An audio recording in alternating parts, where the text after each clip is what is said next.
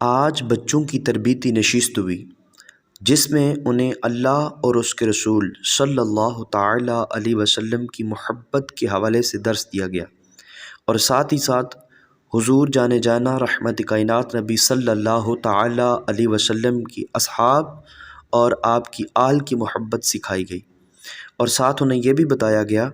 کہ گھر میں اور معاشرے میں کس طریقہ کار سے آپ نے پیش آنا ہے، اور بڑوں کا ادب اور چھوٹوں کے ساتھ شفقت سے پیش آنے کی تلقین کی گئی، اور جو سختی سے حکم دیا گیا وہ نماز کا حکم دیا گیا، اور قرآن شریف کو صحیح معنی میں پڑھنے کی انہیں تلقین کی گئی۔ اور اس موقع پر درود اہل بیت مل کر پڑھا، کچھ جھلکیاں ملاحظہ فرمائیں۔